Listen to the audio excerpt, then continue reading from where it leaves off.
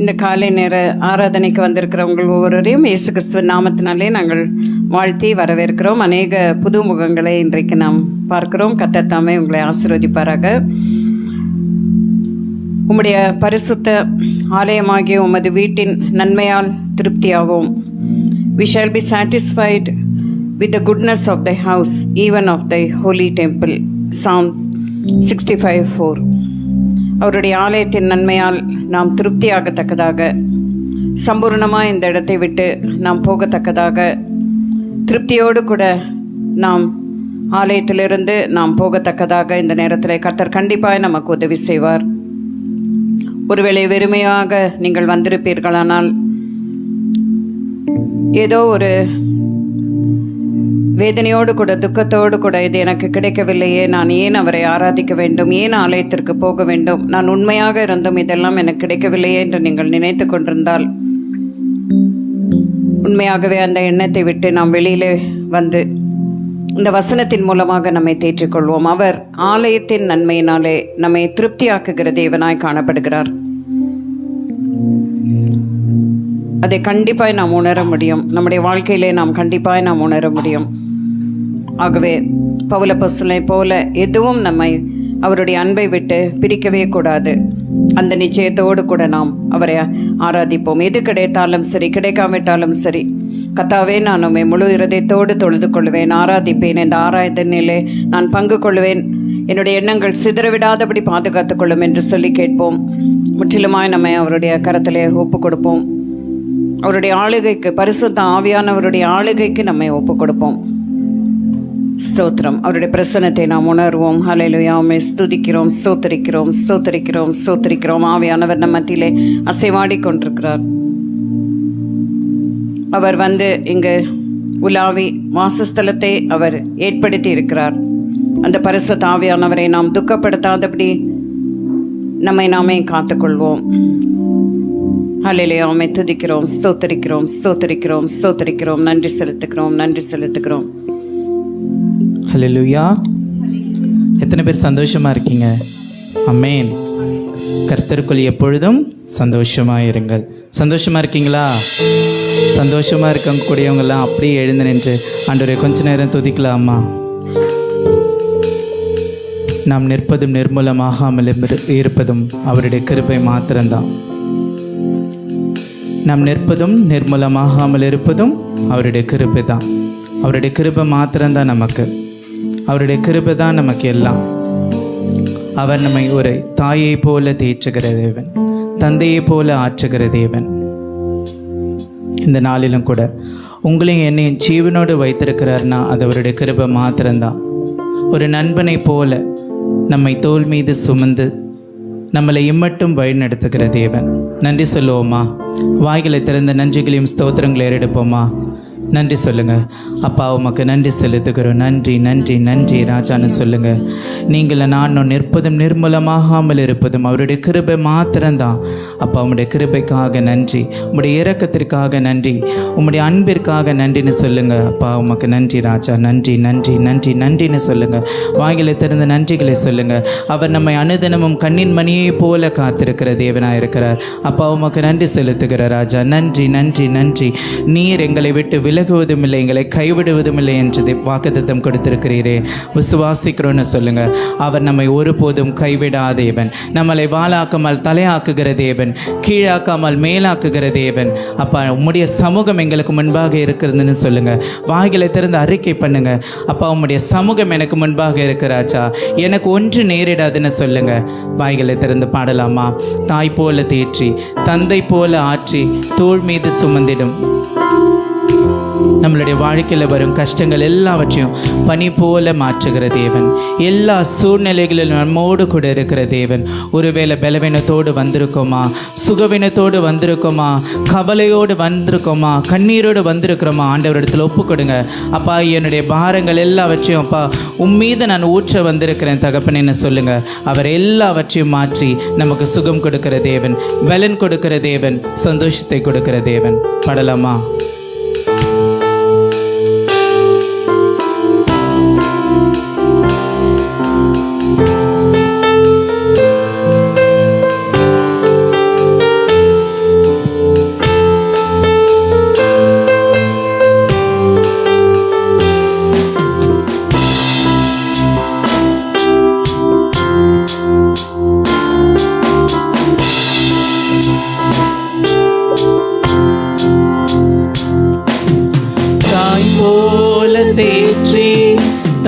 தந்தை போல ஆற்றி தோள் மீது சுமந்திடும் என் ஏசையா, தாய் போல தேற்றி தந்தை போல ஆற்றி தோள் மீது சுமந்திடும் என் ஏசையா, உம்மை போல புரிந்து கொள்ள யாரும் இல்லையே, உம்மை போல அரவணைக்க யாரும் இல்லையே, உம்மை போல புரிந்து கொள்ள யாரும் இல்லையே, உம்மை போல அரவணைக்க யாரும் இல்லையே, நீர் போதும் என் வாழ்விலே ஏசையா, நீர் போதும் என் வாழ்விலே,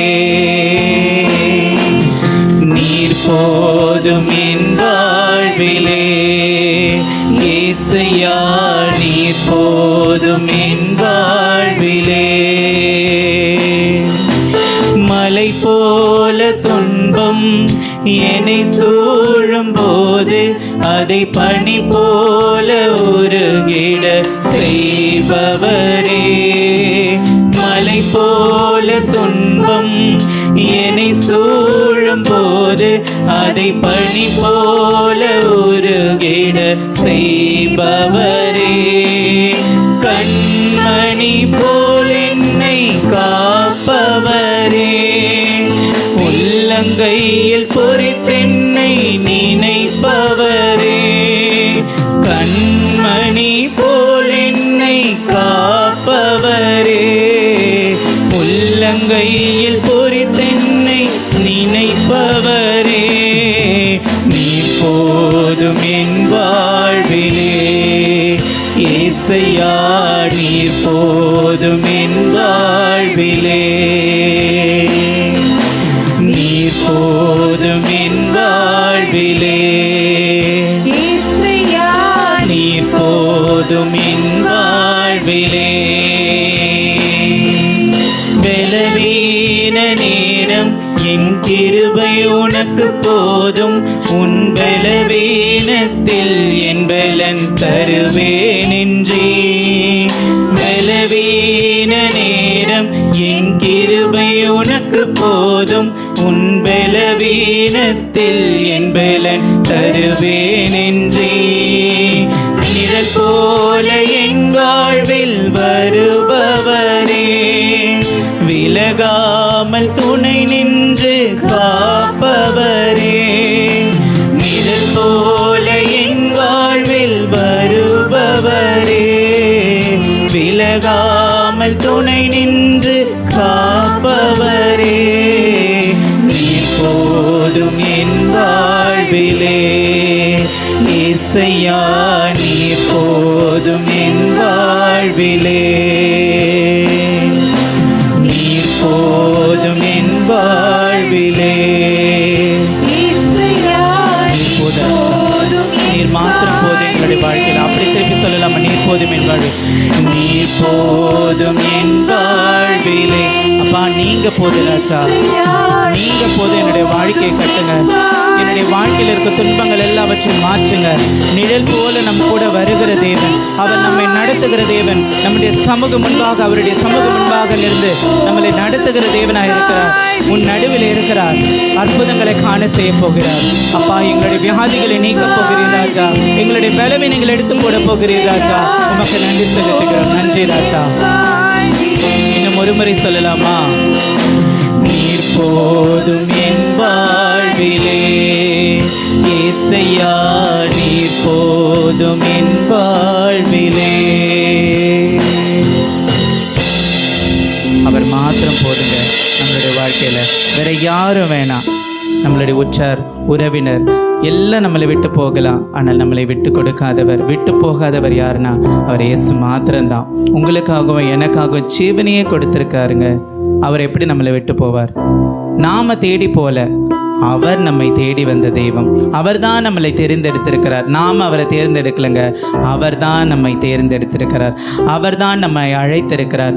நான் உன்னை பேர் சொல்லி அழைத்தேன் என்ற வேதத்தில் அழகாக சொல்லியிருக்கிறார். அது நமக்கு தான், நம்மை பேர் சொல்லி அழைத்த தேவன். அவருடைய வசனத்தை நம்ம கை கொள்ளணுங்க. அவருடைய வசனத்தை கை கொள்ளும்போது அநேக ஆசீர்வாதங்கள் உண்டுன்னு உபாகமம் 28 சொல்லியிருக்கிறது. அவருடைய வசனத்தை கை கொண்டு அவர் வழிகளில் நடக்கும்போது நாம் போகையிலும் வருகையிலும் ஆசீர்வதிக்கப்பட்டிருப்போம். ஆமென். நம்மளுடைய போக்கையும் வரத்தையும் ஆண்டவர் என்ன பண்ண போகிறாரு? ஆசீர்வதிக்க போகிறார். ஒரு ஆமென் சொல்லலாமா? நம்மளுடைய வீட்டில் இருக்க களஞ்சியங்கள் ஒன்றும் குறைய போறதில்லை. கர்த்தர் ஆசீர்வதிக்க போகிறார். ஆமென். நம்மளுடைய தேவைகள் எல்லாவற்றையும் சந்திக்க போகிறார். ஆமென். நமக்கு எதிரிட்டு வந்தவர்கள் ஒரு வழியாய் வருவார்கள், ஆனால் 7 வழியாய் ஓடி போவார்கள். கர்த்தர் நமக்கு முன்பாக இருக்கும்போது நம்மளுக்கு ஒன்றும் குறைவில்லைங்க. சிங்கக்குட்டிகள் தாழ்ச்சி அடைந்து பட்டினியாய் கிடக்கும். கர்த்தரை தேடுகிறவர்களுக்கோ ஒரு நன்மையும் குறைவுபடாது. உங்களுக்கு எனக்கு ஒரு நன்மையும் குறைவுபடாது. குறைவுகள் எல்லாவற்றையும் நிறைவாய் மாற்றுகிற தேவன். ஆமென்.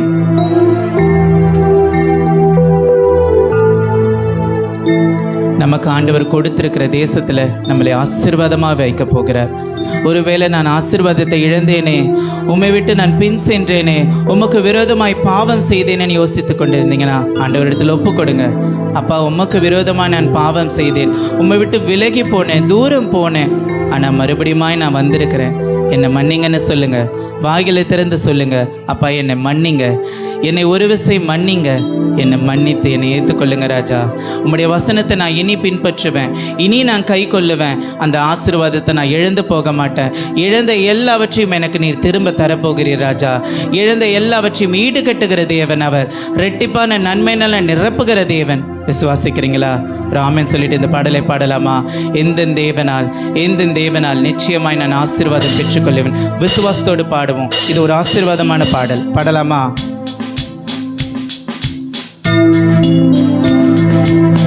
கைகளை தட்டி பாடலாமா?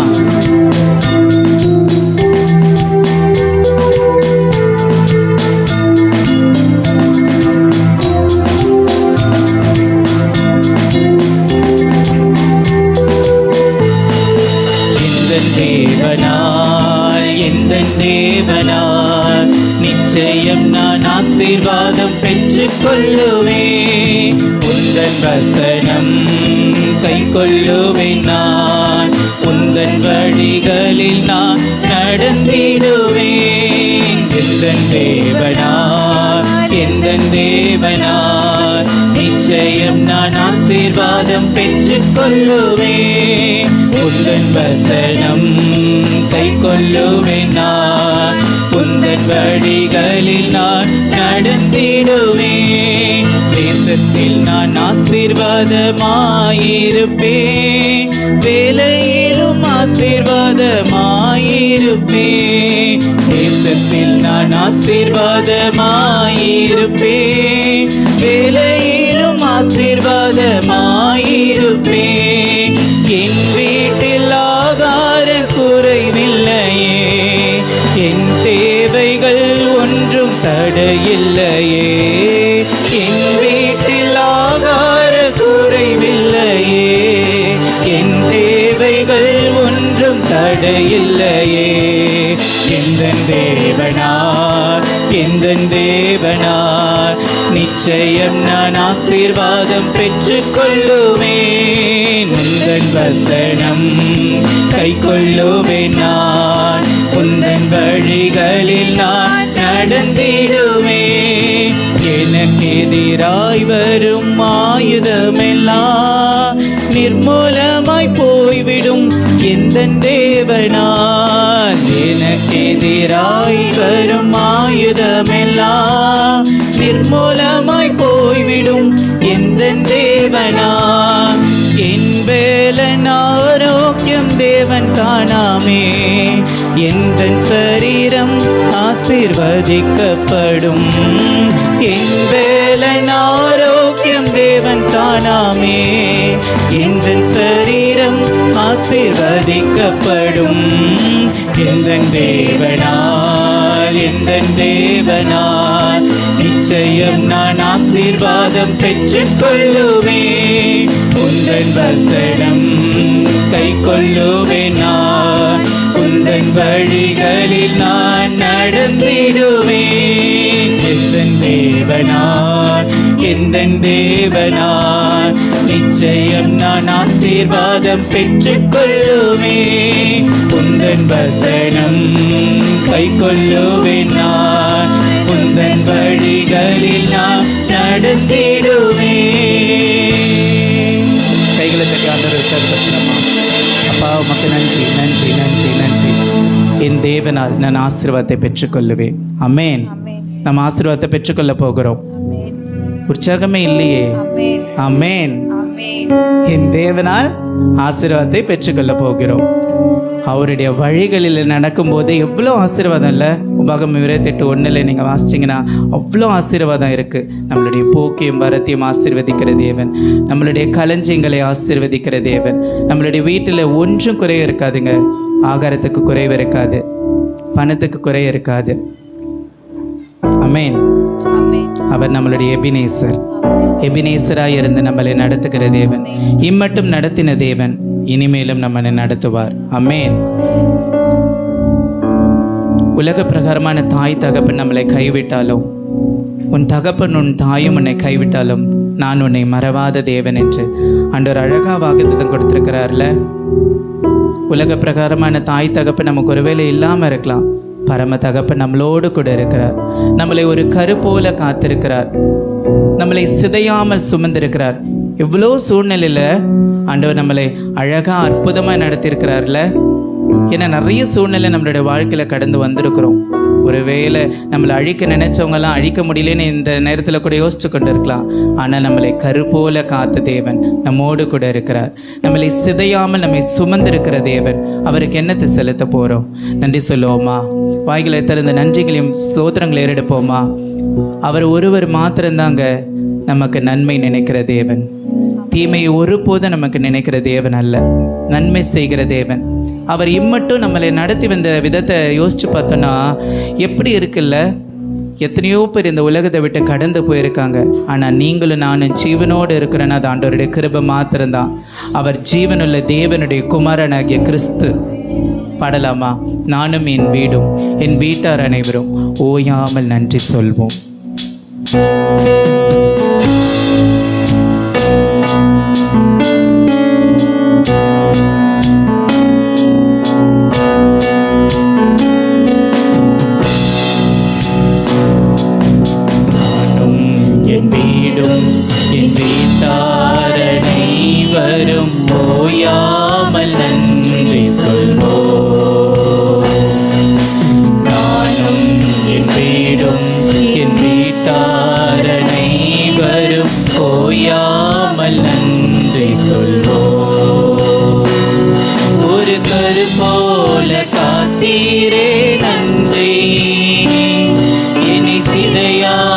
சுமந்தீரே நன்றி.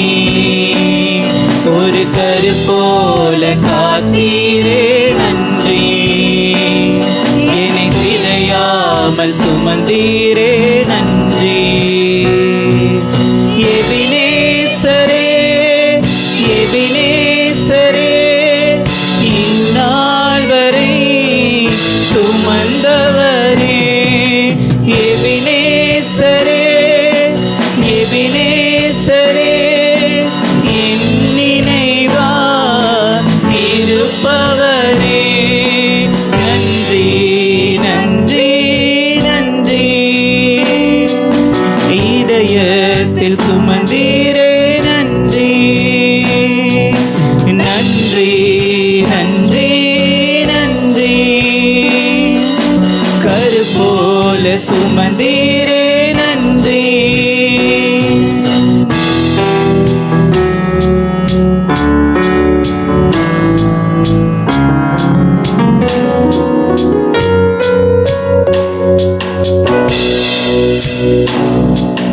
ஒன்றுமே இல்லாமல் துவங்கின என் வாழ்வு நன்மையால் நிறைந்துள்ளதே.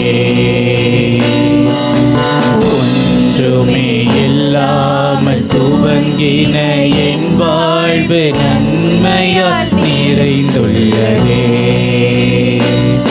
ஒரு தீமையும் நினைக்காத நல்ல ஒரு தகப்பன் உம்மை போல இல்ல, ஒரு தீமையும் நினைக்காத நல்ல ஒரு தகப்பன் உம்மை போல இல்ல.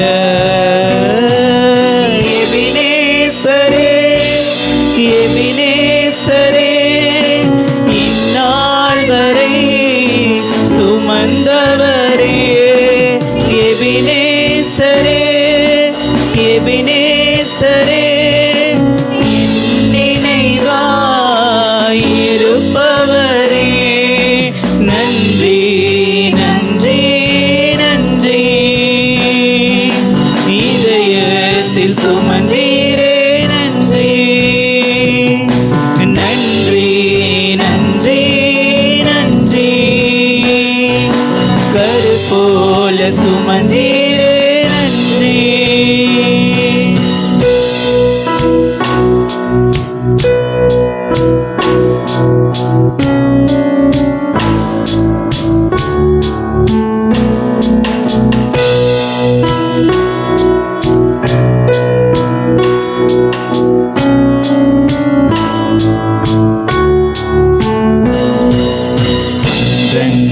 காண என் தேவைகள் யாவையும் உம் கரம் நல்கியதே. அன்றென்றை காண என் தேவைகள் யாவையும் உம் கரம் நல்கியதே. நீ நடத்திடும் விதங்களை சொல்ல ஒரு பூரண வார்த்தையே இல்ல. நீர் நடத்திடும் விதங்களை சொல்ல ஒரு பூரண வார்த்தையே இல்ல. எபினேசரே, எபினேசரே, இந்நாள் வரை சுமந்தவரே.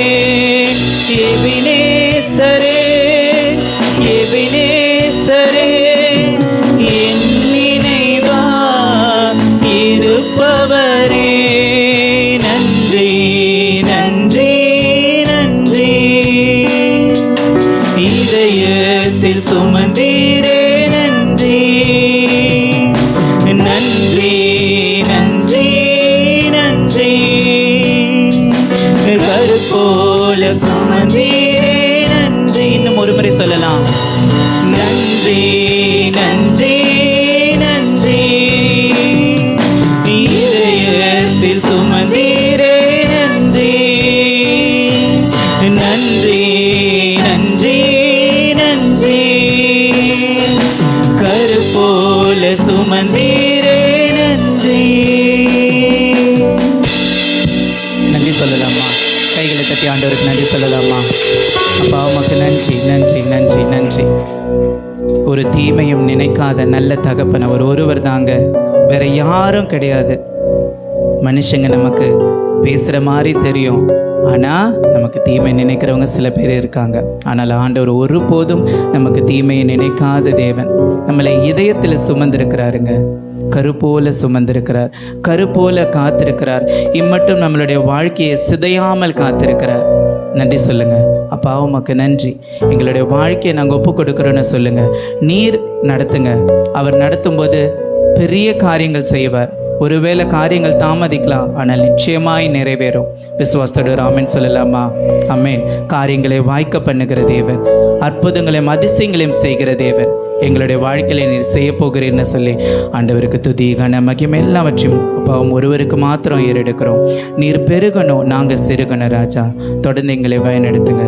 சகல துதி கன மகிமை எல்லாவற்றையும் ஒருவருக்கு மாத்திரம் செலுத்துகிறோம். நீர் ஏற்று அங்கீகரித்துக் கொள்ளுங்க. ஆமென். கர்த்தருடைய பரிசுத்த நாமத்துக்கு மகிமை உண்டாகட்டும். நம்ம எல்லாருக்குமே ரொம்ப அத்தியாவசியமான ஒரு தலைப்பை தான் இன்னைக்கு நம்ம பார்க்க போகிறோம். தலைப்பு என்னவென்றால், நான் மன அழுத்தத்தோடு வாழ வேண்டுமா? கவலைகள், பாரங்கள், துன்பங்கள், மன அழுத்தம் இதெல்லாமே ஒரு மனிதனுடைய வாழ்க்கையில் இன்றியமையாத ஒரு பகுதி. கவலையே இல்லாத மனிதனை நம்ம யாருமே பார்த்தது கிடையாது. மனபாரங்கள் உள்ளவர்கள் எல்லா இடத்துலையும் இருப்பாங்க. மன அழுத்தம் அவ்வப்போது நமக்குள் ஏதாவது ஒரு காரணத்தினால கண்டிப்பாக வரத்தான் செய்யும். மன அழுத்தமே இல்லாத ஒரு மனிதன் இந்த உலகத்தில் இருக்க முடியாது. ஏனென்றால் இந்த உலக வாழ்க்கை எப்படிப்பட்டது. ஸோ இன்னைக்கு மிக முக்கியமாக என்ன பார்க்க போகிறோம்னா, ஒரு கர்த்தருடைய பிள்ளையாய் இருந்து நம்ம எப்படி இந்த உலகத்துல வருகிற அந்த கவலைகள், மனபாரங்களை நாம் எந்த கண்ணோட்டத்தோடு பார்க்க வேண்டும், அதை நாம் எப்படி நம்ம வாழ்க்கையில சந்திக்க வேண்டும், எப்படி அதுல இருந்து ஒரு விடுதலை பெற முடியும், எப்படி அதை நான் ஜெயிக்க முடியும், அதை தான் நம்ம பார்க்க போகிறோம். ஸோ கவலை என்று சொல்லும்போது முதலாவது இந்த 42வது அதிகாரத்துக்கு வாங்க. சங்கீதம் 42வது அதிகாரம் வாசிக்கப்பட்ட இந்த பகுதியில் நீங்க பார்த்தீங்கன்னாக்கா, சங்கீதக்காரனாகிய கோராகின் புத்திரருக்குள்ள ராகத்தலைவனுக்கு ஒப்புவிக்கப்பட்ட மஸ்கீல் என்னும் தாவீதின் சங்கீதம். ஸோ தாவீதினுடைய வாழ்க்கை யார்? தாவீது யாருங்க? ஒரு ராஜா. ஒரு ராஜா அவருடைய வாழ்க்கையில கவலைகள் வரணுமா, கஷ்டம் வரணுமா, பாரம் வரணுமா, மன அழுத்தம் வரணுமா? ஆச்சரியமான விஷயம். நான் இந்த பரிசுத்த வேதாகமத்துல அடிக்கடி உணர்கிற ஒரு விஷயம் என்னன்னு கேட்டீங்கன்னா, பழைய ஏற்பாட்டுல நீங்க பாத்தீங்கன்னாக்கா தாவீது ராஜா சரி, தீர்க்கதரிசிகள், எலியா போன்ற தீர்க்கதரிசிகள் எல்லாம் தேவனோடு முகமுகமாய் அவர்கள் நேரடியான ஒரு தொடர்பிலே இருந்தவர்கள். தேவன் நேரடியாக அவர்களோடு கூட பேசினார். எலியா கூட எல்லாம் அப்படி நேரா பேசுறாரு. ஆனா இந்த எலியா கூட என்ன பண்றாருன்னா, ஒரு சூழ்நிலையில அவர் போய் ஒரு சூறை செடியின் கீழ் படுத்துக்கொண்டு தான் சாக வேண்டும் என்று கோரி ஜெபம் பண்றாரு. என் ஆத்மாவை ஆண்டவரை எடுத்துக்கொள்ளுங்க, நான் நல்லவன் அல்ல, என் தகப்பர்களை பார்க்கலாம், பிதாக்களை பார்க்கலாம், நான் நல்லவன் அல்லன்னு ஒரு வேதனையோட ஒரு ஜெபிக்கிற ஒரு சூழ்நிலையை பார்க்கிறோம். நான் அதை உட்கார்ந்து யோசித்து பார்த்தேன்.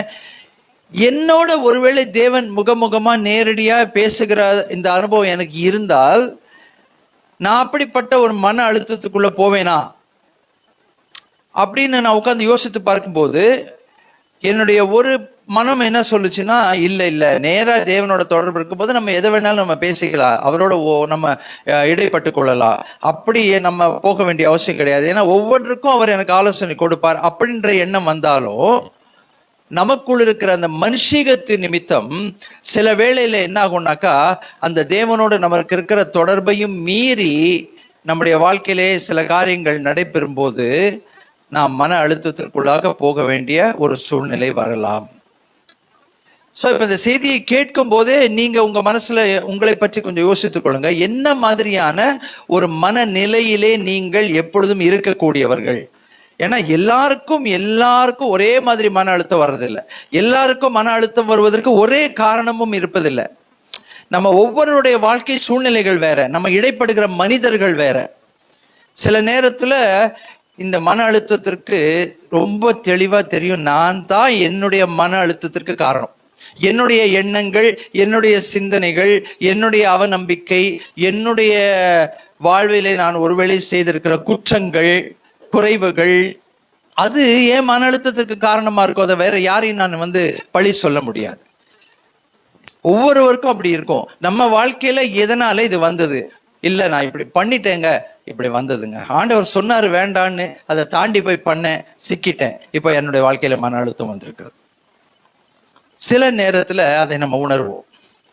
சில நேரத்துல மற்றவர்களாகவும் மற்றவர்கள் மூலமாகவும் நம்முடைய வாழ்க்கையில மன அழுத்தங்கள் வரும். மற்றவர்கள் செய்கிற காரியங்கள். இப்போ இங்க சங்கீதக்காரன் நீங்க பாத்தீங்கன்னாக்கா, இந்த சங்கீதத்தை நீங்க தொடர்ந்து வாசித்தீங்கன்னா என்ன பிரச்சனை அப்படின்னு நீங்க பாத்தீங்கன்னாக்கா, அவர் சொல்லுகிறார்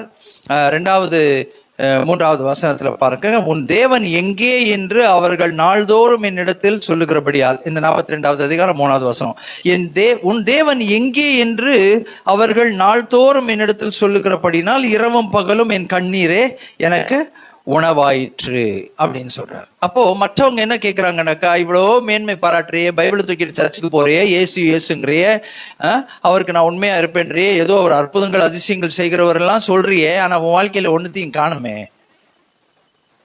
ஒண்ணுமே இல்லையே, நடக்கலையே, நீ நீ பேசுகிற அந்த காரியங்களும் வாழ்க்கையில கிடையாது, அப்போ என்ன அர்த்தம்? தேவன் உன் வாழ்க்கையில கிடையாது அப்படின்னு சொல்லும்போது என்ன ஆகுதுன்னா, அவர் மனசு அப்படியே சோர்ந்து போகுது.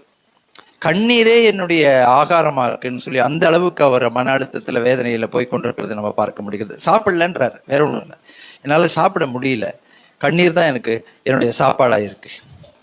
சரி, அப்படி சொல்லிட்டு 5வது வசனத்துல என்ன சொல்றாரு? என் ஆத்துமாவே நீ ஏன் கலங்குகிறாய், ஏன் எனக்குள் தியங்குகிறாய் சொல்லி அவரையே ஊக்குவித்துக் கொள்கிறார். தேவனை நோக்கி காத்திரு, அவர் சமூகத்தின் ரட்சிப்பு நிமித்தம் நான் இன்னும் அவரை துதிப்பேன் அப்படின்னு சொல்றாரு. என் தேவனே என் ஆத்துமா எனக்குள் கலங்குகிறது, 6வது வசனம் இல்லையா? அதனால நான் எர்மோன் மலையில சிறுமலையில இருந்து நான் உம்மை நினைக்கிறேன். 3 காரியம் உங்களுக்கு நான் இப்ப சொல்லணும். ஒண்ணு, சில நேரங்களில் நாமே நம்முடைய மன அழுத்தத்திற்கு காரணம். யாரையும் நம்ம பழி போட முடியாது. சில நேரத்தில் மற்றவர்கள் காரணம், அது நமக்கு தெரியும், அவங்களுடைய செயல்பாடுகள். அப்போ ஓரளவுக்கு ஒரு ஒரு ஒரு பகுதி பொறுப்பு அதுக்கு அவர்களுக்கு கொடுத்துடலாம் நம்ம. ஓகே, சில நேரத்தில் நான் செய்த சில காரியத்தினாலே அவர்கள் செய்கிற காரியம் எனக்கு மன அழுத்தமாய் முடிக்கிறது. ஓகே, அதுவும் இருக்கு. அடுத்தது என்னன்னா, சில நேரத்துல நம்முடைய மன அழுத்தத்திற்கு ஆண்டவர் மேலேயே பழி போடுவோம், ஆண்டவர்கிட்டே சண்டை போடுவோம். ஆண்டவர்கிட்ட ஏன் இதை வாழ்க்கையில அனுமதிச்சுங்க, ஏன் ஆண்டவரே, என்னமோ நம்ம எல்லாம் கரெக்டா பண்ற மாதிரியோ அவர் தான் ஏதோ பண்ணிட்ட மாதிரியோ அவர்கிட்ட அவரை குறை சொல்றது, அவர்கிட்ட கேட்கறது, ஏன் காரணம், என்னப்பா இப்படி பண்ணிட்டீங்களே, ஏன் இதை அனுமதிச்சிங்க என் வாழ்க்கையில. அது அவர் மேலே முழுசா பழிய போட்டுறது. அப்படிப்பட்ட அனுபவமும் நம்முடைய வாழ்க்கையில காணப்படும். சரி, இப்ப இவருடைய கேள்வி வேற ஒண்ணும் இல்லை, இவருடைய பிரச்சனை வேற ஒண்ணும் இல்லை. என்ன தெரியுமா? 2 வசனம் பாருங்க, 4வது வசனம் பாருங்க. 4வது வசனம், முன்னே நான் பண்டிகையை ஆசரிக்கிற ஜனங்களோடு கூட நடந்து கூட்டத்தின் களிப்பும் துதியுமான சத்தத்தோடு தேவாலயத்திற்கு போய் வருவேன். இவைகளை நான் நினைக்கும் போது என் உள்ளம் எனக்குள்ளே உருகுகிறது. நான் சர்ச்சுக்கு போகும்போது எவ்வளோ சந்தோஷமா இருக்கும், எல்லாரோடையும் போவேன், சந்தோஷமா இருக்கும், சாட்சி சொல்லுவேன், சந்தோஷமா இருக்கும், என் வாழ்க்கையில நடந்த காரியங்களை பற்றி பேசுவேன், சந்தோஷமா இருக்கும். இப்போ இன்னைக்கு கூட சிஸ்டர் சொன்னாங்க, நான் இன்னைக்கு சாட்சி சொல்லணும் பாஸ்டர், ஏன்னா தேவன் நன்மை செய்திருக்கிறார், சாட்சி சொல்லணும். ஆனா ஏன் இப்போ கலங்கி கொண்டிருக்கிறார்னா, தேவன் என் வாழ்க்கையில இந்த காரியங்கள் எல்லாம் செய்திருக்கிறார் அப்படின்னு சொல்றதுக்கு அங்க ஒண்ணுமே இல்லை. இன்னும் சொல்ல போனா, என் வாழ்க்கையிலே தேவனுடைய செயல்பாட்டையோ அவருடைய பிரசன்னத்தையோ நான் பார்க்க முடியல. தடவி தடவி தேடுறேன், அவர் இருக்கிறாரா இல்லையான்னு. என் மனசே சொல்லுது, உன் கூட இல்லை போல, கைவிட்டுட்டாரு போல, தேவனுடைய செயல்பாடுகள் இல்லை. யோபு சொல்லுகிறார், என்னுடைய கூடாரத்தின் மேல் அந்த காலத்துல தேவனுடைய ரகசிய செயல்கள் இருந்தது.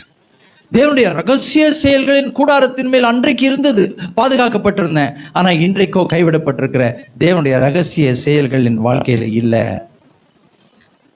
அவர் இருக்கிறாரான்னு நானே யோசித்து பார்க்கிறேன், ஒருவேளை இல்லாமல் போயிட்டாரோன்ற பயம் எனக்குள் வருகிறது. அதனால நான் இப்ப தேவாலயத்துக்கு போக முடியல, 4 பேர் கேட்கும்போது பதில் சொல்ல முடியல, ஜனங்களுக்குள்ள நான் அருவருப்பும் அருக்களிப்புமானேன். அப்போ நான் இப்போ எங்கே தான் இருக்கேன் அப்படின்னா அதையும் சொல்றாரு. அவர் எங்கே இருக்காருன்னு சொல்றாரு பாருங்க, அதையும் தெளிவாக அவர் சொல்றாரு. நான் 6வது வசனம், என் தேவனே என் ஆத்மா எனக்குள் கலங்குகிறது, ஆகையால் யோர்தான் தேசத்திலும் எர்மோன் மலைகளிலும் சிறுமலையிலும் இருந்து உண்மை நான் நினைக்கிறேன். மலைமலையா அலைஞ்சிக்கிட்டு இருக்கிறேன் நான். மனுஷரை பார்க்க விரும்பல, மனுஷர் முகங்களை பார்க்க விரும்பல, அவன் கேட்குற கேள்விக்கு பதில் சொல்ல முடியல. தனிமையிலே நான் அலைந்து கொண்டிருக்கிறேன், என்னை ஆற்றி தேற்ற ஆள் இல்லை, என் பாரத்தை யார் மேலேயும் என்னை வைக்க முடியல, யாரையும் நம்பவும் முடியல. அதனால தான் கர்த்தருடைய வார்த்தை சொல்லுகிறது, தாவீது தனித்திருக்கிற வேளையில தன்னைத்தானே தேவனுக்குள் திடப்படுத்தி கொண்டார். அல்லேலூயா. வேற யாரும் தட்டி கொடுத்து ஒரு ஆறுதல் சொல்ல முடியலப்பா, கடவுள் இருக்காருப்பா, அவனை கைவிட மாட்டாருப்பா, பொறுமையா இருப்புன்னு சொல்றதுக்கு ஆள் இல்லை. தன்னைத்தானே தேவனுக்குள் திடப்படுத்தி கொள்கிறார். இப்போ நமக்கு சோர்வுகள் வரும்போது இது கண்டிப்பா நம்ம செய்து ஆகணும். ஜீவனுடைய வார்த்தை இருக்கு, தேவனுடைய வாக்குத்தத்தம் இருக்கு, அதை வைத்து நம்மையே நம்ம தேவனுக்குள்ள திடப்படுத்தி கொள்ளணும். சில நேரத்தில் அப்படித்தாங்க தேவன் நம்மை தனிமையிலே கைவிடுகிறார். ஏன் குமாரனாகிய இயேசுவையே கைவிடலையா? அவரே கதறினார் இல்லையா, தேவனே என் தேவனே என் தேவனே ஏன் என்னை கைவிட்டீர்.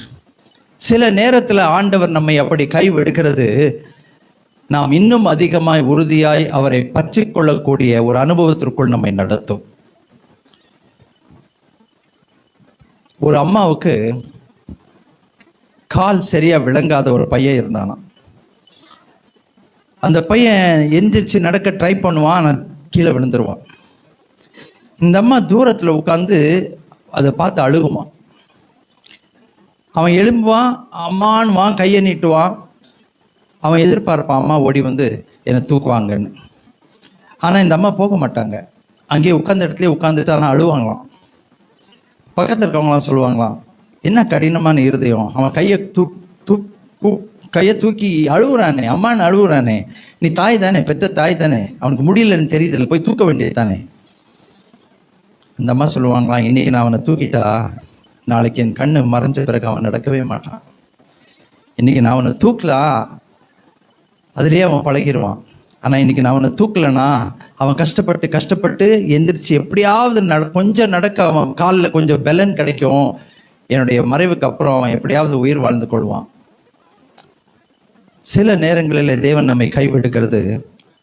இமைப்பொழுது நான் உன்னை கைவிட்டேன், ஆனாலும் உருக்கமான இரக்கங்களால் சேர்த்துக்கொண்டேன். சில காரியத்தை கற்றுக் கொடுப்பதற்கு சில நேரத்தில் அவர் நம்மை கைவிடலாம். சில காரியங்களை நமக்கு உணர்த்து வைப்பதற்காக அவர் நம்மை கைவிடலாம். சில நேரத்தில் சில காரியங்களை போதிப்பதற்காக அவர் நம்மை கைவிடலாம். ஆனால் நிரந்தரமாக அவர் நம்மை கைவிட மாட்டார். ஏன்னா அவருடைய வார்த்தை என்ன தெரியுமா? நான் உன்னை விட்டு விலகுவதும் இல்லை, உன்னை கைவிடுவதும் இல்லை. ஆமீன். கொஞ்ச நேரம், கொஞ்ச காலம், இமைப்பொழுது, அந்த காலகட்டத்தில் நாம் கடந்து போகிற அந்த அனுபவம் இருக்கு பார்த்தீங்களா? அந்த அனுபவம் நமக்கு எதை உணர்த்தும் தெரியுமா? இந்த தேவன் இல்லாமல் என்னால் வாழ முடியாது, இவருடைய கிருபை இல்லாமல் என்னால் வாழ முடியாது, இவருடைய இரக்கங்கள் இல்லாமல் வாழ முடியாது. ஏன்னா நான் அவர் மேல் அவ்வளவு சார்ந்துட்டேன், அவருடைய மார்பில் அவ்வளவு சார்ந்துட்டேன். இனி தனியாக என்னால் வாழ முடியாது. அவர் எனக்கு தேவை, எப்படி ஆகிலும் எனக்கு தேவை.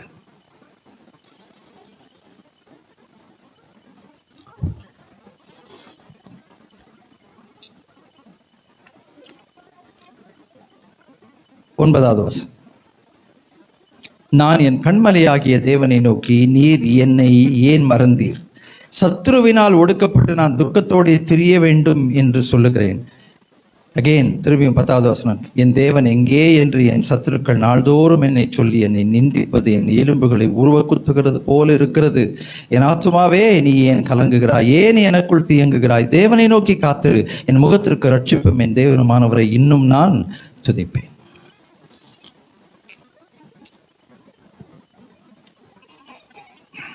ஒரு மிக முக்கியமான கேள்வி இன்றைக்கு நாம் நம்மை பார்த்து கேட்டுக்கொள்ள வேண்டிய ஒரு கேள்வி. நான் நம்பி விசுவாசித்து அறிக்கை செய்கிற இந்த ஜீவனுள்ள தேவன் என் வாழ்க்கையில எங்கே இருக்கிறார்? என் வாழ்க்கையில இருக்கிறார் என்றால் எங்கே இருக்கிறார்? அவர் இருக்கிறார் என்றால் என் வாழ்க்கையில அவர் என்ன செய்து கொண்டிருக்கிறார்?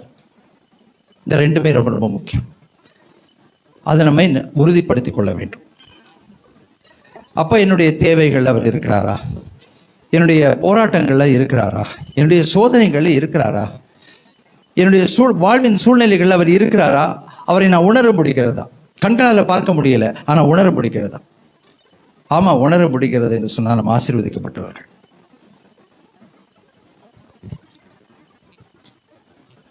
லூக்கா 10வது அதிகாரம்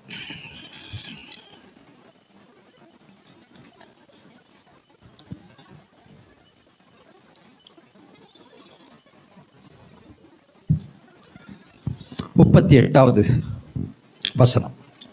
லூக்கா 10வது அதிகாரம் 38வது வசனம். எல்லாரும் சேர்ந்து நல்லா வைராக்கியமாக வாசிங்க. கர்த்தருடைய வார்த்தையை வாசிக்கும் போது நல்லா வைராக்கியமாக வாசிக்கணும். பின்பு அவர்கள் பிரயாணமாய் போகையில் அவர் ஒரு கிராமத்தில் பிரவேசித்தார். அங்கே மார்த்தாள் என்னும் பெயர் கொண்ட ஒரு ஸ்திரீ அவரை தன் வீட்டிலே ஏற்றுக்கொண்டாள். அவளுக்கு மரியாள் என்னப்பட்ட ஒரு சகோதரி இருந்தாள். அவள் இயேசுவின் பாதத்தருகே உட்கார்ந்து அவருடைய வசனத்தை கேட்டுக்கொண்டிருந்தாள். மார்த்தாளோ பற்பல வேலைகளை செய்வதில் மிகவும் வருத்தமடைந்து அவரிடத்தில் வந்து, ஆண்டவரே, நான் தனியே வேலை செய்யும்படி என் சகோதரி என்னை விட்டு வந்திருக்கிறதை குறித்து உமக்கு கவலை இல்லையா? அது கவலை இல்லையா? எனக்கு உதவி செய்யும்படி அவளுக்கு சொல்லும் என்றாள். இயேசு அவளுக்கு பிரதியுத்தரமாக, மார்த்தாளே மார்த்தாளே, நீ அநேக காரியங்களை குறித்து கவலைப்பட்டு கலங்குகிறாய், தேவையானது ஒன்றே, மரியாள் தன்னை விட்டு எடுபடாத நல்ல பங்கை தெரிந்து கொண்டாள் என்றார். சரி, இது நமக்கு தெரிந்த ஒரு சம்பவம் தான். சின்ன வயசுலேருந்தே நீங்கள் சர்ச்சுக்கு போகிறவங்க கண்டிப்பாக இந்த ஸ்டோரியை கேட்டிருப்பீங்க. இதிலிருந்து சில குறிப்புகளை மாத்திரம் இன்றைக்கு நம்ம பார்க்க போகிறோம். இயேசு பிரயாணமாய் போகையில் அந்த கிராமத்திலே பிரவேசித்த போது கர்த்தருடைய வார்த்தை சொல்லுகிறது, மார்த்தாள் என்னும் பெயர் கொண்ட அந்த மூத்த சகோதரி அவரை தன் வீட்டிலே ஏற்றுக்கொண்டாள். ரைட், நல்ல இருதயம், தெளிவா இருந்தது. நல்ல போதகர் வருகிறார், அவரை வீட்டுக்குள்ளே ஏற்றுக்கொள்ளணும், அவருக்கு உபசரணை செய்யணும். அந்த ஒரு நல்ல எண்ணம் அந்த மார்த்தாளுடைய மனசுல இருந்தது. அதை பாராட்ட வேண்டிய விஷயம். அப்படித்தான் நாமும் என்ன பண்றோம்னா, ஆண்டவரை ஏற்றுக்கொள்கிறோம். ஏசப்பா வாங்க, நீங்க எனக்கு வேணும், நீங்க இல்லாமல் என்னால் வாழ முடியாது, எனக்கு தெரியும், உங்களை தான் நான் சார்ந்து இருக்க போறேன், வாங்க, ஏற்றுக்கொள்கிறோம். ஆனா ஏற்றுக்கொண்ட பிறகு அவரை எங்க வைக்கிறோன்றது ரொம்ப முக்கியம். சரி, இப்போ அடுத்தது கர்த்தருடைய வார்த்தை என்ன சொல்லுதுன்னா, அவளுக்கு மரியாள் எண்ணப்பட்ட ஒரு சகோதரி தங்கச்சி இருந்தா, அவள் இயேசுவின் பாதத்தருகே உட்கார்ந்து அவருடைய வசனத்தை கேட்டுக்கொண்டிருந்தாள். அப்போ ஏசப்பா போன உடனே என்ன பண்றாருனாக்கா, பிரசங்கம் பண்ண ஆரம்பிச்சிடுறாரு. அங்கே ஜனங்கள் வருவாங்க, மற்றவங்களும் வருவாங்க. பிரசங்கம் பண்ணும்போது இந்த மரியாள் என்ன பண்றாங்கனாக்கா, போய் பாதத்தருகே உட்கார்ந்து வசனத்தை கேட்டுக்கொண்டிருந்தாள்.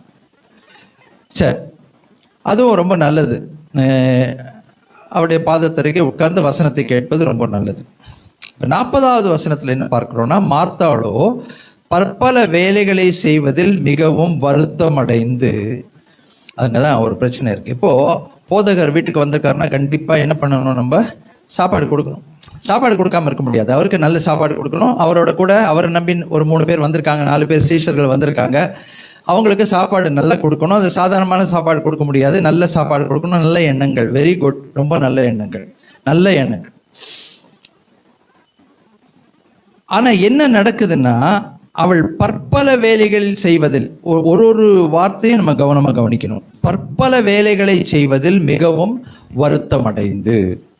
இப்ப ஆண்டவர் உள்ள பிரவேசிக்கும் போது அவர் ஆண்டவர்கிட்ட என்ன, மார்த்தாள் கிட்ட என்ன கேட்கவே இல்லைன்னா, நீ எனக்கு சாப்பாடு கொடுக்கணும்னு கேட்கவே இல்லை, கண்டிப்பா கேட்கல. ஆனா மார்த்தாளுடைய மனசுல என்ன இருந்தது, இவரை நல்லா உபசரிக்கணும்.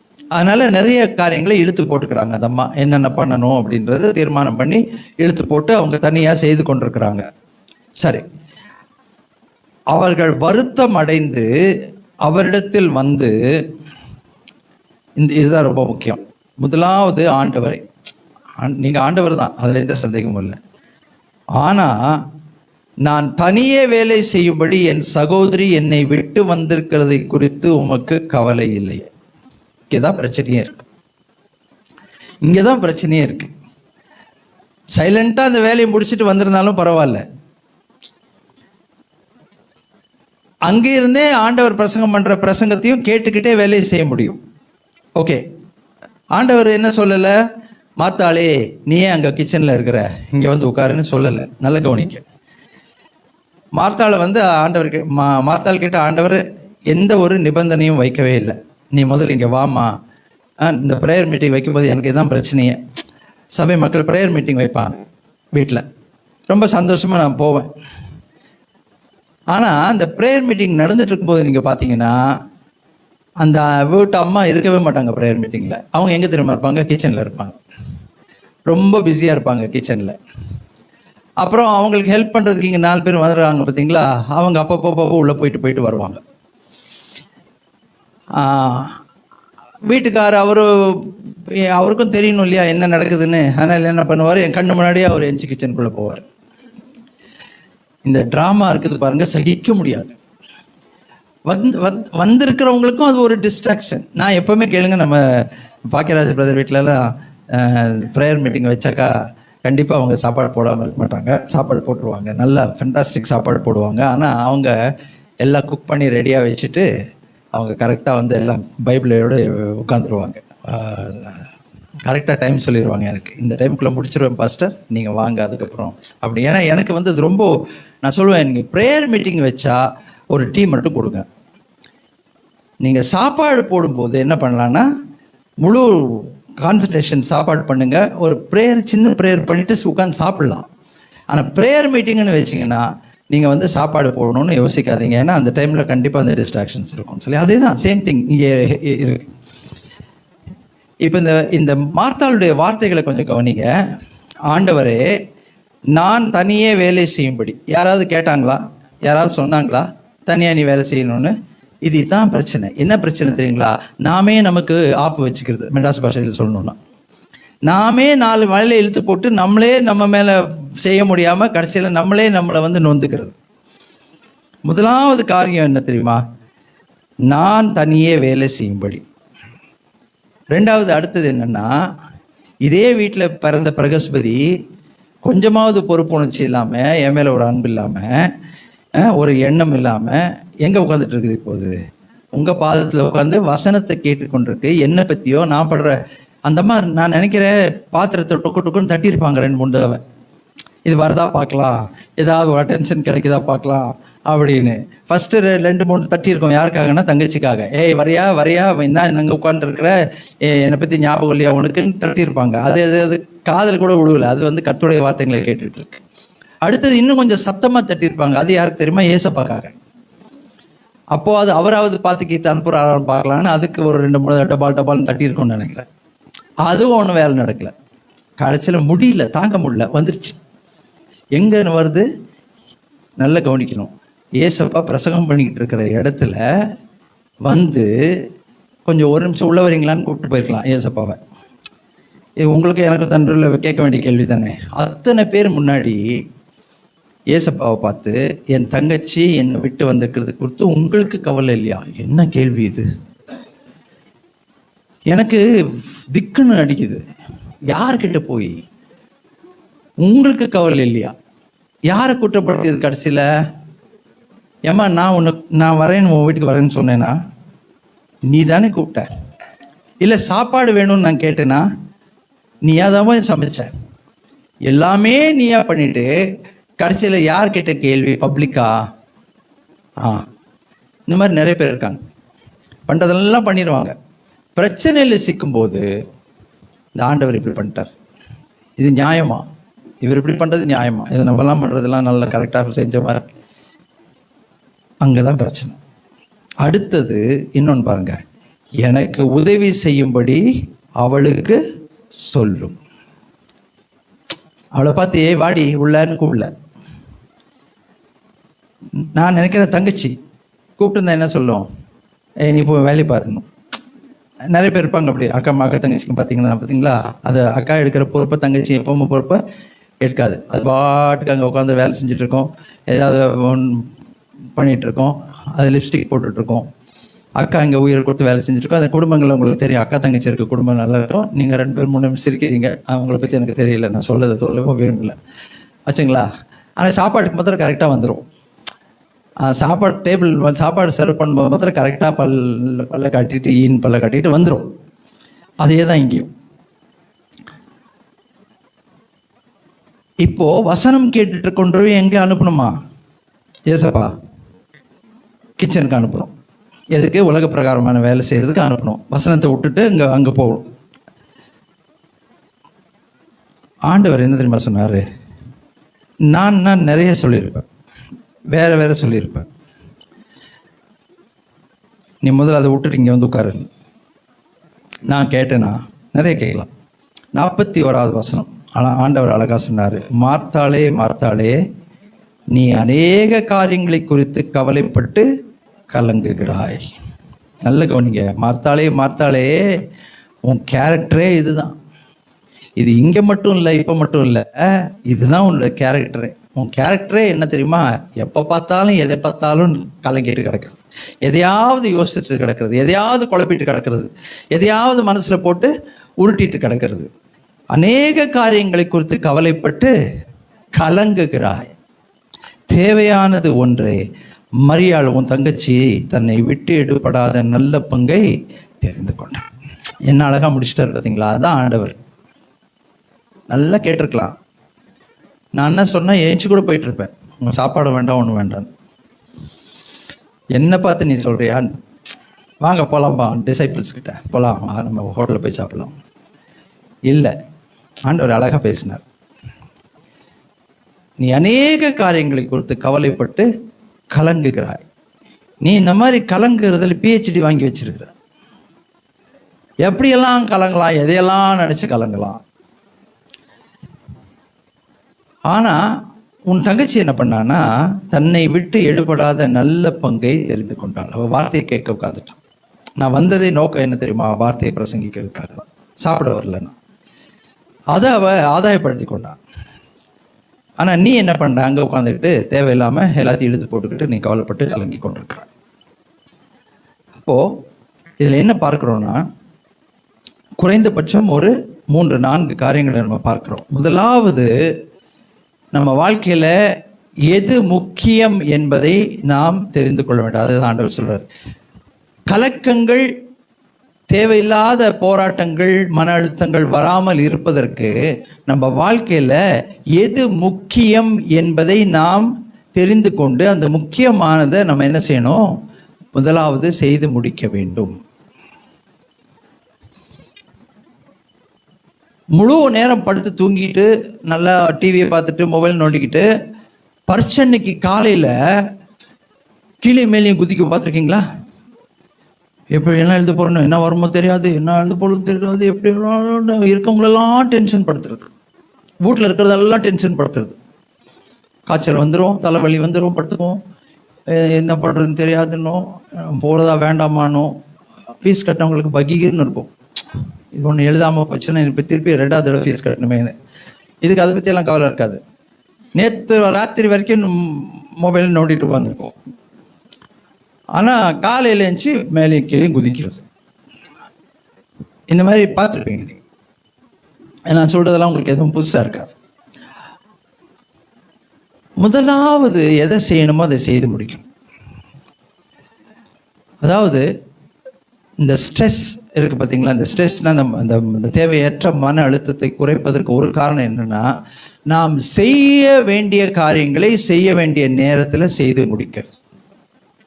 செய்ய வேண்டிய காரியத்தை செய்ய வேண்டிய நேரத்தில் நம்ம செய்து முடித்தால் கண்டிப்பாக நம்ம பாதி ஸ்ட்ரெஸ் இல்லாமல் வாழ முடியும்.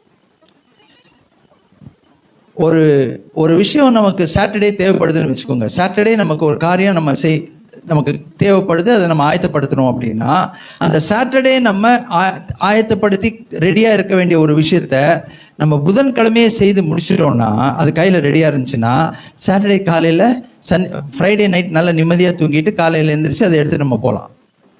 இந்த ரகசியத்தை கண்டிப்பாக நம்ம எல்லாருமே கற்றுக்கொள்ளணும். நம்ம பிரசங்கிக்கிற நானும் ஆகாதவனாய் போகாதபடி இந்த வசனத்துக்கு என்னையும் நான் ஒப்பு கொடுக்குறேன். இந்த வசனங்கள் எனக்கும் தான். இந்த உங்களுக்கு நீங்களாம் இப்படி பண்ணுற மாதிரியும் நாமெல்லாம் ரொம்ப பெர்ஃபெக்ட் மாதிரியும் நான் சொல்லலை. நானும் கற்றுக்கொள்ளுகிறேன். முதலாவது செய்ய வேண்டியதை செய்ய வேண்டிய காலகட்டத்தில் செய்து முடிக்கணும். டைம் அண்ட் ஸ்பேஸ் ரொம்ப முக்கியம். இருக்க வேண்டிய நேரத்தில் இருக்க வேண்டிய இடத்துல இருக்கணும். செய்ய வேண்டியதை செய்ய வேண்டிய நேரத்துக்குள்ள செய்து முடிக்கணும். 2வது, அடுத்தது நீங்க பார்த்தீங்கன்னா, இந்த மார்த்தாள் ஆண்டவருடைய குணாதிசயங்களையும் பார்க்கல,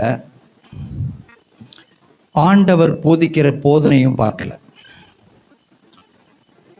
நல்ல கவனிங்க. ஆண்டவருடைய குணாதிசயங்களையும் பார்க்கல. மகா பெரிய போதகர் என் வீட்டை தேடி வந்திருக்கிறாரு, என்னை கூப்பிட்ட உடனே வந்துட்டாரு, என்ன அதெல்லாம் யோசிக்கல.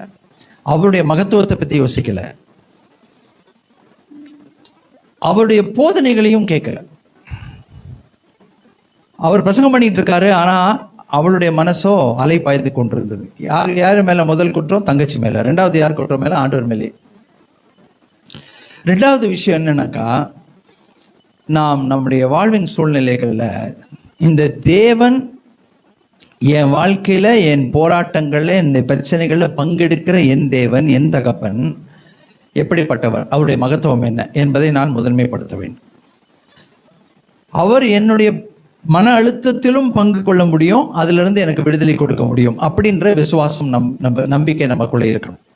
கண்டிப்பா இருக்கணும். அது இல்லாமல் இருந்தால் நீங்கள் தனியாக உங்கள் பிரச்சனையோடு உங்களை தனியாக வச்சுக்கிட்டீங்கன்னா அது உங்களை கண்டிப்பாக சாப்பிட்டுடும். அதனால தான் ஒவ்வொன்றிலும் நாம் என்ன செய்ய வேண்டியிருக்குன்னா, அவரோட தொடர்பு வைத்துக் கொள்ள வேண்டியிருக்குது. அவரை நம்ம இன்வைட் பண்ண வேண்டியிருக்கு. ஆண்டவரே, என்னுடைய இந்த பிரச்சனையில் நீங்கள் பங்கு கொள்ளணும், எனக்கு ஆலோசனை கொடுக்கணும். மூன்றாவது விஷயம் என்னன்னு கேட்டிங்கன்னா, அவள் சுற்றிலும் இருக்கிற காரியங்களை பார்த்தாலோ ஒழிய அவர் ஆண்டவரை அவள் பார்க்கல. அவளுக்குள்ள இருக்கிற அந்த தேவைகள், அவளுடைய நெருக்கம், அவளுடைய போராட்டம், அவளுடைய ஏமாற்றம், தங்கச்சி இப்படி பண்ணிட்டாளே அப்படின்னு. ஆண்டவர் போன பிறகு மரியாளுக்கு என்ன டோஸ் விழுந்திருக்குமோ நமக்கு தெரியாது. தங்கச்சி இப்படி பண்ணிட்டாலே, இதைத்தான் பார்த்துட்டு இருந்தாலே ஒழிய, ஐயோ ஆண்டவருடைய போதனைகளை நம்ம மிஸ் பண்ணக்கூடாது, என்னுடைய பாதத்தில் வந்து உட்காரல. ஸோ நம்ம எதை மனதில் போட்டு எண்ணிக்கொண்டிருக்கிறோம், எதை போட்டு அலசடி பண்ணி கொண்டிருக்கிறோம், மனசில் அலைப்பாயுதுன்னு சொல்கிறாங்க பார்த்தீங்களா, அந்த மாதிரி அந்த அலைப்பாய்கிற எண்ணங்கள், இப்படி அப்படி இப்படி அப்படி இப்படி அப்படி அந்த எண்ணங்களை விட்டுட்டு தேவனையும் தேவனுடைய கிருபையும் இரக்கத்தையும் தயவையும் ஒத்தாசையும் நம்ம நாடினா கண்டிப்பாக ஒரு ஆறுதல் வரும், மனசில் ஒரு சமாதானம் வரும். அடுத்தது நீங்கள் என்ன பார்த்தீங்கன்னாக்கா, ஆண்டவர் அழகா சொல்றாரு, தேவையானது ஒன்றே, மரியாள் தன்னை விட்டு எடுபடாத நல்ல பங்கை தெரிந்து கொண்டாள். கர்த்தருடைய வார்த்தையை தெரிந்து கொண்டாள். ஸோ என்னுடைய நெருக்கத்தில், என் மன அழுத்தத்தில் கர்த்தருடைய வார்த்தை என்ன சொல்லுகிறது, கர்த்தருடைய ஆலோசனை என்ன, அது நம்ம கேட்கணும் இல்லைங்களா? கண்டிப்பா. ஆண்டவரே நீங்க என்ன சொல்றீங்க, இந்த மன அழுத்தத்தில் நீங்க என்ன சொல்றீங்க, நான் வந்து நீங்க சொல்றதை நான் கேட்க ஆயத்தமா இருக்கேன். எனக்கு இதுக்கு ஒரு சொல்யூஷன் வேணும் கண்டிப்பா. அந்த சொல்யூஷன் நீங்க என்ன சொல்றீங்க, அந்த சொல்யூஷன் என்ன, எப்போ தெரியும்? அது தேவனுடைய வார்த்தையை நாம் வாசித்தால் தான் தெரியும். தேவனுடைய வார்த்தையை வாசித்தால் தான் நமக்கு தெரியும் ஆண்டோடைய சொல்யூஷன் என்ன. தெளிவா பேசுவார், மகனே இதுதான் உனக்கு, இதுதான் மகளே இதுதான் உனக்கு, இந்த காரியத்தை நீ செய், இந்த போராட்டம் உனக்கு தீரும், இது உன் மன அழுத்தத்தை எடுத்து போடும், தைரியம் வரும், நம்பிக்கை வரும். ரெண்டாவது, என் தேவன் என்னோடு கூட இருக்கிறார். இதுலயும் என் தேவன் என்னோடு கூட இருக்கிறான்னா நான் இப்படி நிற்பேன்.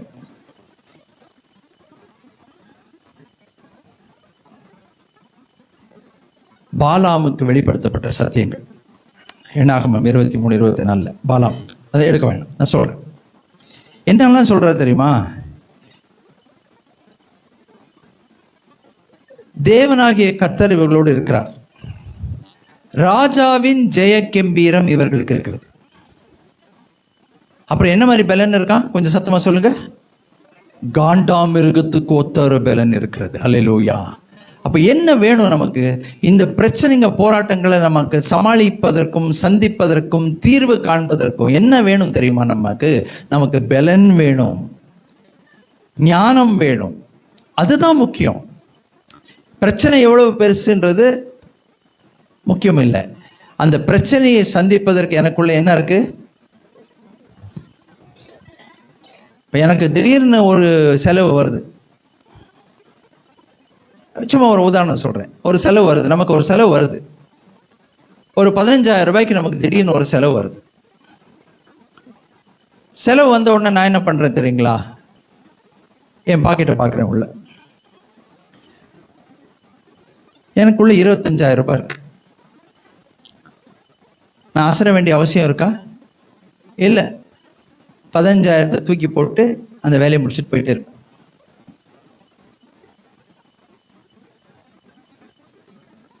$15,000 எனக்கு ஒரு செலவு வந்திருக்கு. நான் பாக்கெட்டை பார்க்குறேன், கீழே வரைக்கும் பார்க்குறேன், ஒன்றும் இல்லை. நான் உடனே அடுத்தது என்ன பண்ணி ஆகணும்? கண்டிப்பாக நான் ஒன்று கடன் வாங்கணும், இல்லைன்னா எதையாவது அடமானம் வைக்கணும், இல்லை திருடணும். சொல்கிறேன், நீங்கள் போய் திருடுங்கன்னு சொல்ல நான். அது இந்த பணம் எப்படி வரும்னா இப்படியெல்லாம் தான் வருது ஜனங்களுக்கு.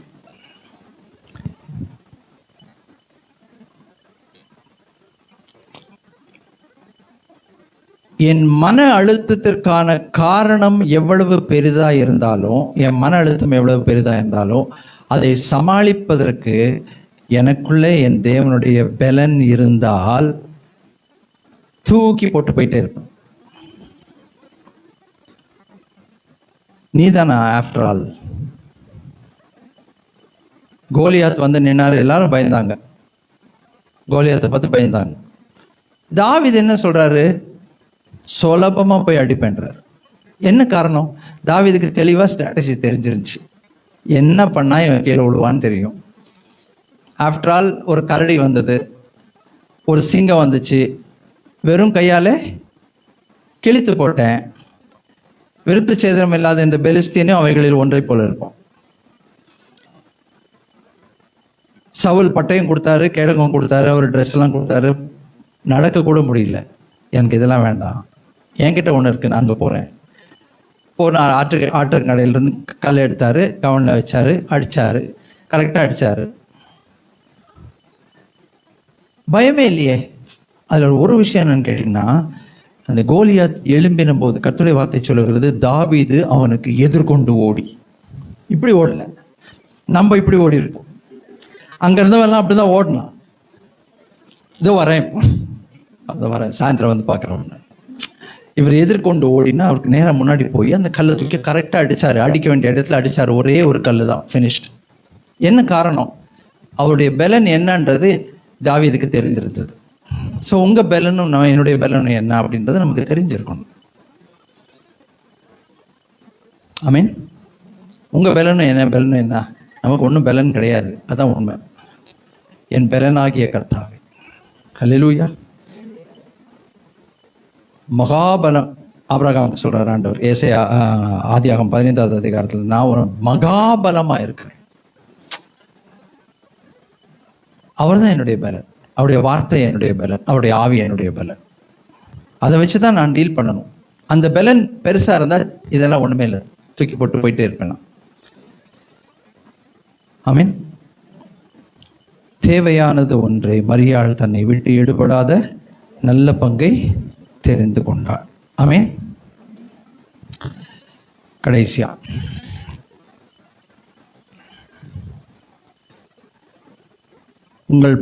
உங்களுடைய மன அழுத்தத்தின் போது மனிதர்களை பார்க்காதீங்க. ஏன்னா மனிதர்களை நீங்க பார்த்தீங்கன்னா அவங்களுடைய ஆலோசனைகள் சில நேரத்தில் தவறான ஆலோசனைகளா இருக்கும்.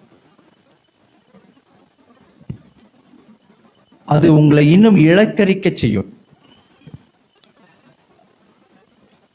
12 பேர் வேவு பார்க்க போனாங்க எரிகோ பட்டணத்தை. 12 பேர் போனாங்க. 12 பேரும் யார் தெரியுமா?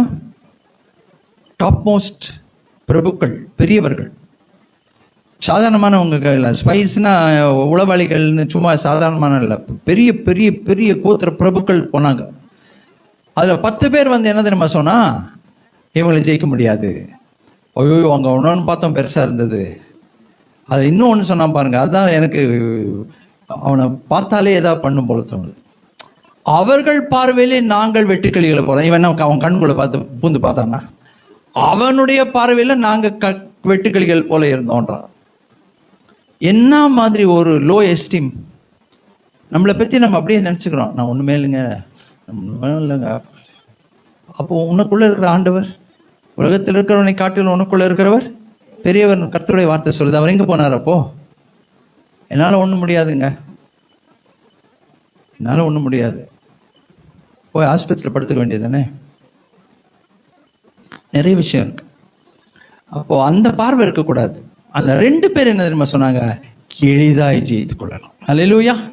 காலேபும் யோசுவாவும் சொன்னாங்க எளிதாய் ஜெயித்து கொள்ளலாம்.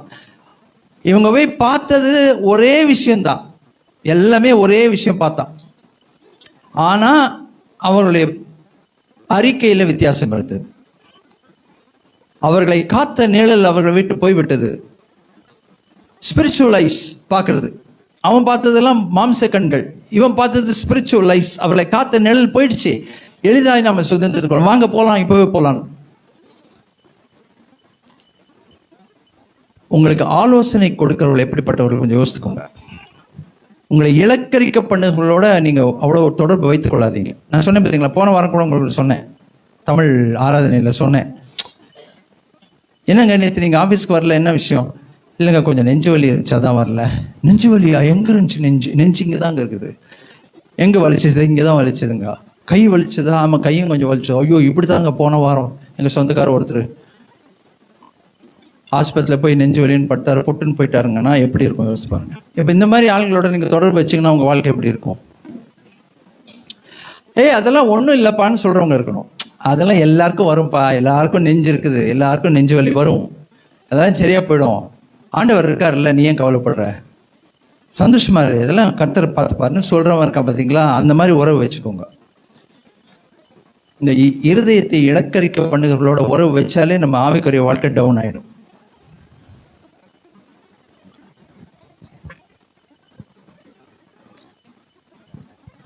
இன்றைக்கு மன அழுத்தம் இருக்கிறதா?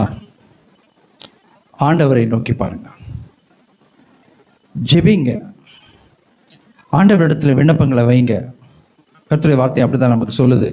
ஸ்தோத்திரத்தோடு கூடிய ஜெபத்தினால் தேவனுக்கு தெரியப்படுத்துங்கள், அப்பொழுது எல்லா புத்திக்கும் மேலான தேவ சமாதானம் உங்கள் இருதயத்தையும் சிந்தையும் கிறிஸ்து இயேசுவுக்குள்ளாக காத்துக்கொள்ளும். ஆமாம், காத்துக்கொள்ளும். அப்படி காத்து கொள்ளலைன்னா கண்டிப்பாக ஹார்ட் அட்டாக் வரும். இப்படியே தொடர்ந்து தொடர்ந்து தொடர்ந்து தொடர்ந்து பயந்து பயந்து பயந்து பயந்து வாழ்கிற வாழ்க்கை வேதனையான வாழ்க்கை. அந்த வாழ்க்கை வாழக்கூடாது நம்ம. ஆமேன். பயந்து பயந்து வாழ்ந்தால் அது பட்டு பட்டு பட்டு நடிக்கும். ராத்திரி எந்திரிச்சு உட்கார வேண்டியிருக்கு, நடுராத்திரி எந்திரிச்சு உட்காந்து அது பட்டு பட்டு நடிக்குது. அது பட்டு பட்டு நடிக்கிறது நம்ம காதுலயே கேட்குது. இப்படி வாழ்ந்துட்டு இருந்தா எப்படி?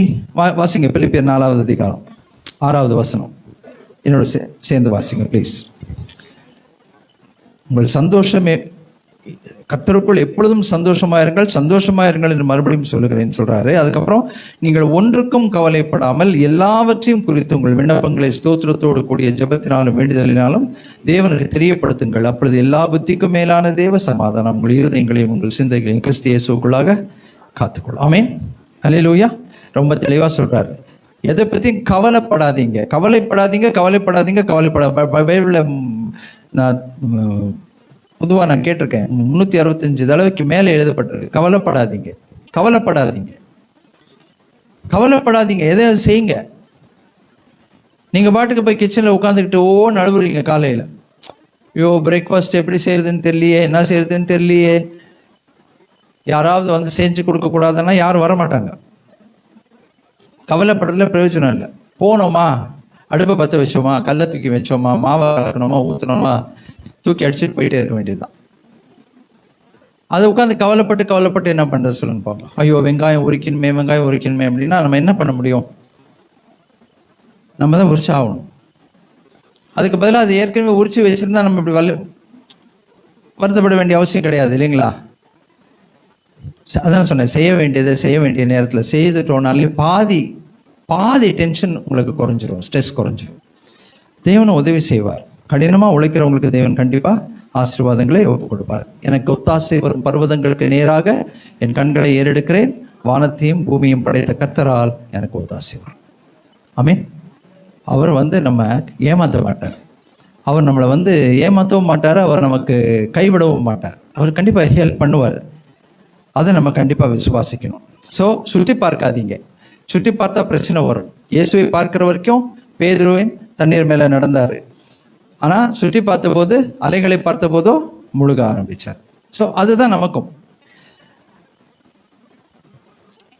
அடுத்தது கீழே பார்க்காதீங்க.